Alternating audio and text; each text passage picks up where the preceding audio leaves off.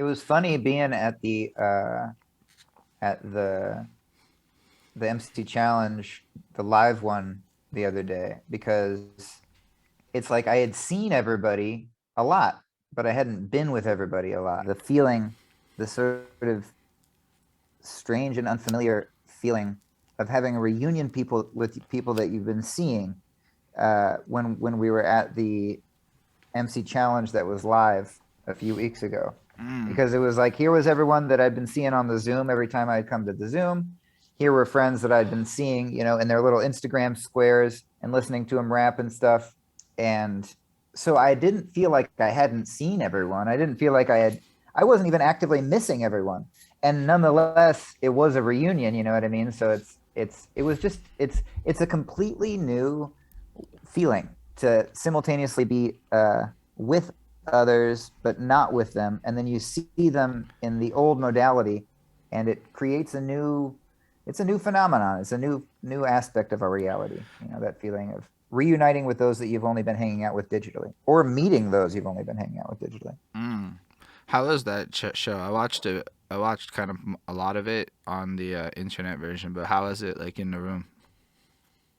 It was great. It was great. It was great energy. I mean, congrats to Osiris, congrats to Dizzy, congrats to Big Red, congrats to all of the competitors. It was amazing. To Basics. And I there was was one definitely other rooting for MC that I wasn't Basics. familiar with. I forgot his name. I don't remember his name either. Yeah, he Red. everyone did well. I it could have been anyone, you know what I mean? Especially out of the top three, like it could have been any of them that took it. It was my favorite performance of Red that I've ever seen live. Shout out to Red. They're just one of the cleverest, funniest, most writerly rappers. Dizzy seemed like she wanted it. She was like she had such ferocity. And Osiris was majestic as always. Magisterial.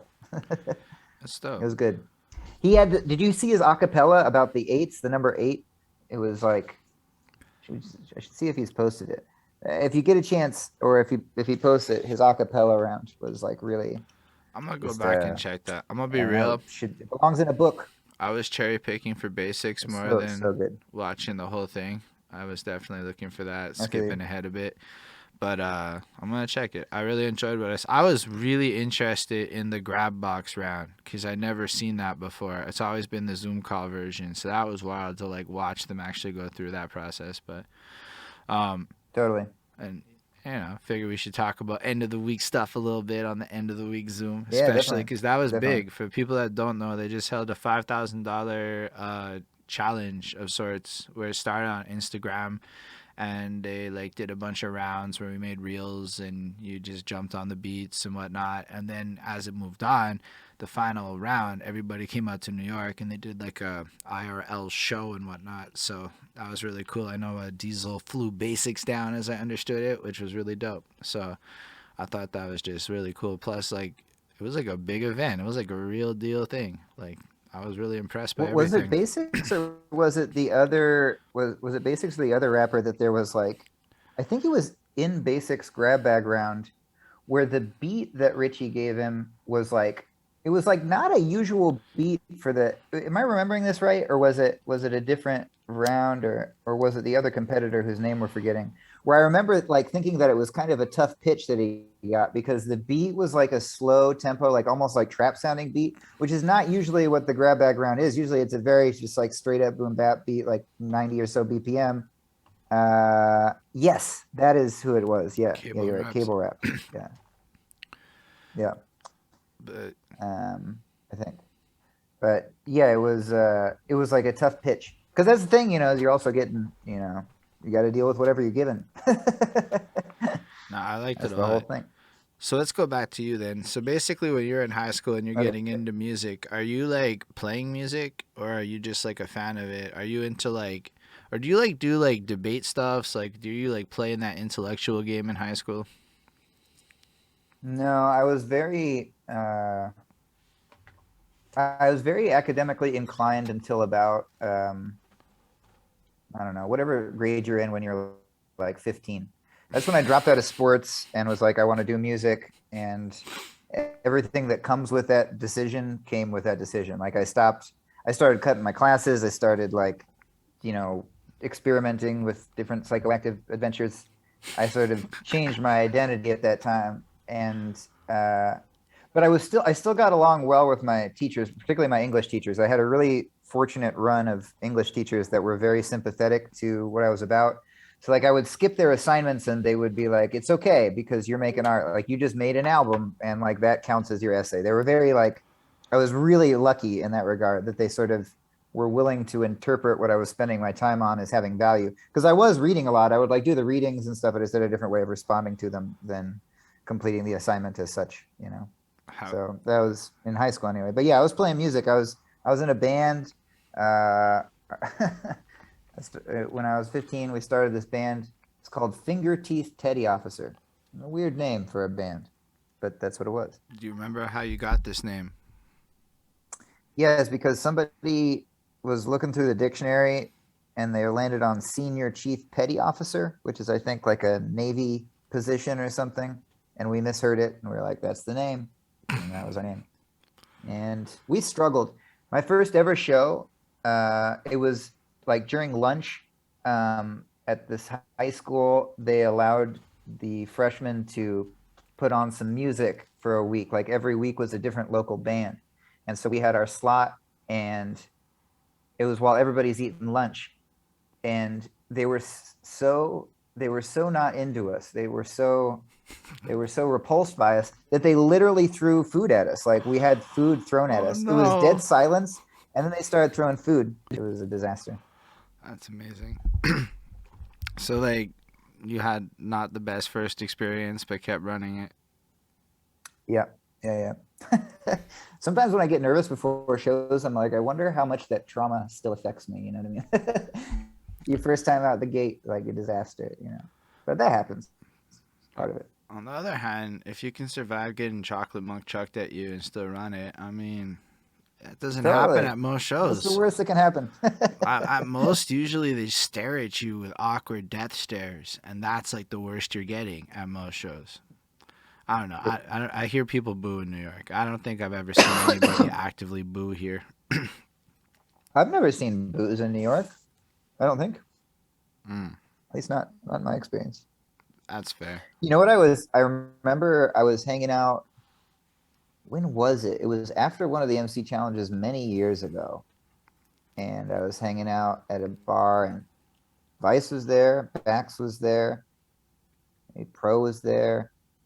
It was just like it was the inner sanctum, you know, like hanging out. And there was some conversation that was going on that was describing what EOW used to be like way back in the day, like long before I'd ever, you know, gotten to know anybody. And they were saying, they weren't saying that there was like negativity per se, but they said it was like a lot edgier of an environment, like way more intense. I can't really attest to this because I wasn't there, but that it was like more like intense, come show and prove, like, you know, and you might not be embraced necessarily like just because you're up there type of vibe, you know what I mean? There's some story about this. I've had various iterations of people, not necessarily at the dub, but just come through and be like, "Nah, you get like flat out booed if they don't fuck with you." If they and fuck with you often means is like In Montreal you've had that? no. I heard that's what the New York people have told me about New York back in the day. I've never seen anything like that in Montreal. Montreal's like they'll either like stare at you. I've seen a lot of like people will just blindly just dead ass no reaction, or they'll like cheer if they like it. But usually I find the crowds is just fine. They're like supportive of things. They like to be out and about. But like, yeah, I've never really seen booing kind of like that in my life. Yeah, it's fortunately not that big of a thing. Although, you know, maybe you could make an argument that not that booing is good, but I think there's a tendency of crowds, just something going on culturally now, at least in the US, where you make people feel good not because you're enjoying what they do, but because you don't want to feel the awkwardness of not making them feel good. And I think that's probably, you know, there's some good in that probably, but also some bad. That's fair. Not sure. I haven't been to like all that many live shows lately, given the last 2 years in Montreal. Right. So like it's like I got to see a bit though. I got to see some live music, which was lovely. Like, and then they shut everything down. Like we got permission to dance, and I don't think we can dance anymore. I meant like dancing at events, but it was like an Yeah, official yeah, thing. yeah, Like yeah.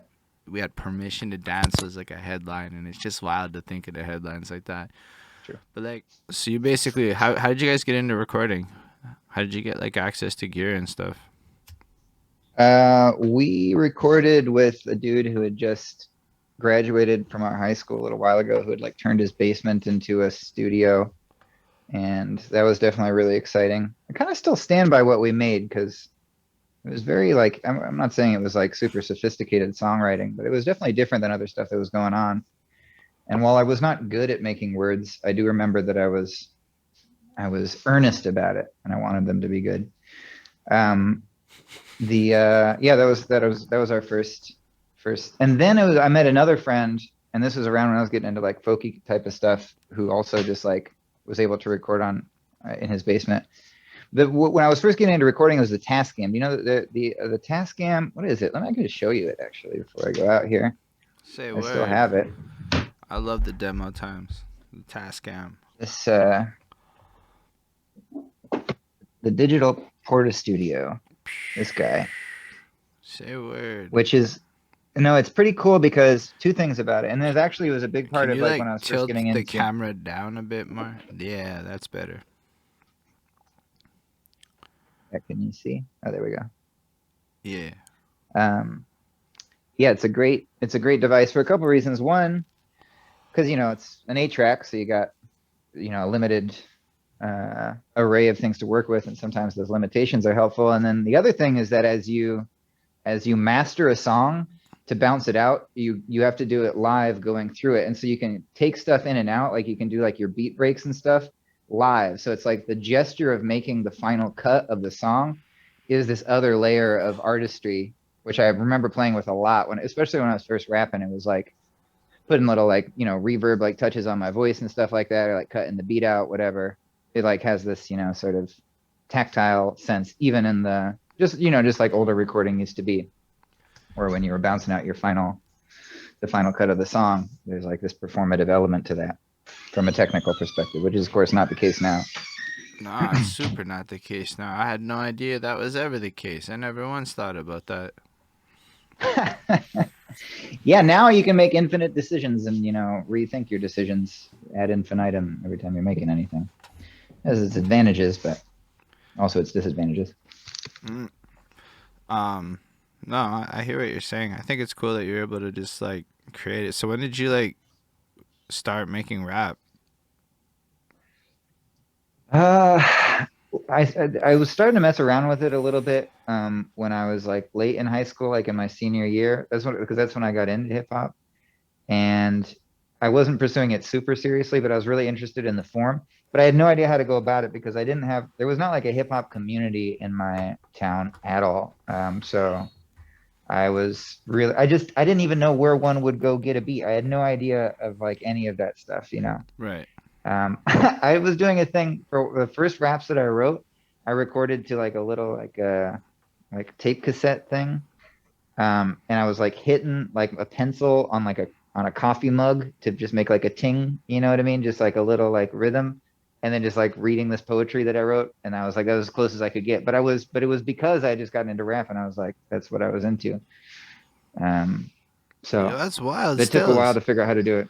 But like rather than just be like, nah, I can't do this, you're like, nah, I'm gonna like make a drum over here out of what I have available and give myself something to work with. That's like a crazy level of like a innovation. like a caveman, just like hitting some rocks together. Yeah, but All like right, I,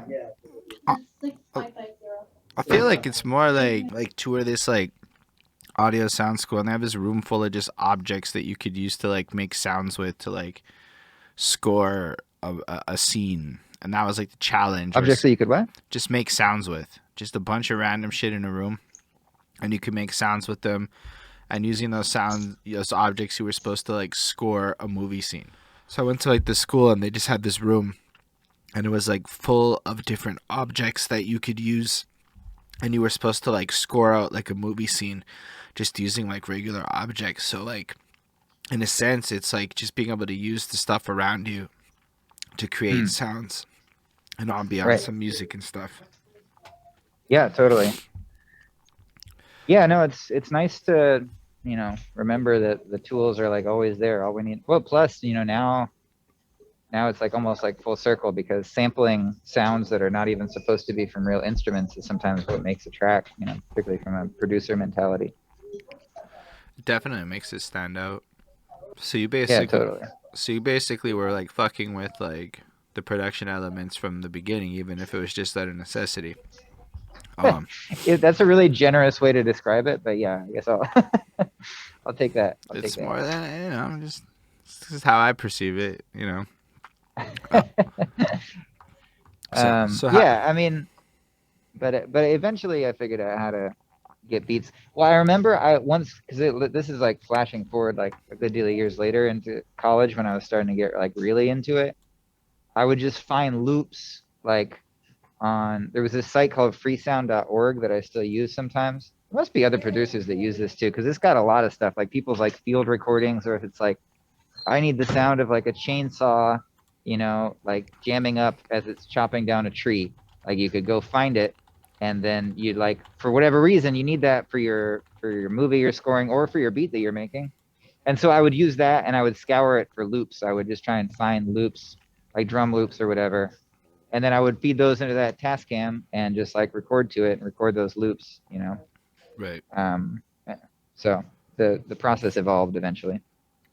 But it's cool that again you still kind of got you based off of a necessity and a desire to learn and leveraging what's around you to create at that point. And then It really is all about desire. Like sometimes, I'm sure you've run into this type of thing before, and I'm sure I do it in my own ways too, but like where somebody will like buy all the gear that they need to have like an amazing studio and they'll be like, now what? Like, or they'll be like, can you teach me to like use it? It's like you will figure out how to use it if you desire to. You will figure out how to use it. If every morning you're waking up and being like, oh my God, I just got to record my raps, like you will find a way to do it. Particularly now where like you can't go anywhere without running into the capability of doing it. that's The true. desire is so much more important than the know-how because it follows in that order. I think that's definitely true, and especially more true since, or at least a lot easier since YouTube. Um, Yeah, totally. Yeah. so like in high school, are you like running more performances and stuff beyond that? Like after that first experience, and like do you perform as a rapper as well?